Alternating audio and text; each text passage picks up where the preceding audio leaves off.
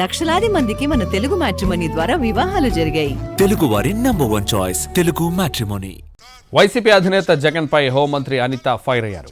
రాష్ట్రంలో శాంతి భద్రతలు కరువు అయ్యాయన్న మాజీ సీఎం వ్యాఖ్యలపై మండిపడ్డారామె.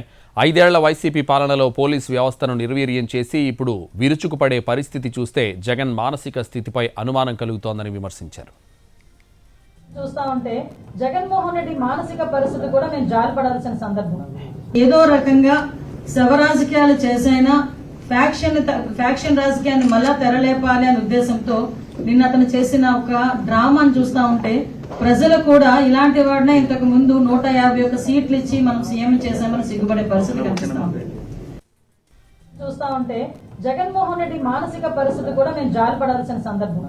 ఏదో రకంగా శవ రాజకీయాలు చేసైనా ఫ్యాక్షన్ రాజకీయాన్ని మళ్ళా తెరలేపాలి అనే ఉద్దేశంతో నిన్న అతను చేసిన ఒక డ్రామాను చూస్తా ఉంటే ప్రజలు కూడా ఇలాంటి వాడినే ఇంతకు ముందు 151 సీట్లు ఇచ్చి మనం సీఎం చేశామని సిగ్గుపడే పరిస్థితి కనిపిస్తా ఉంది.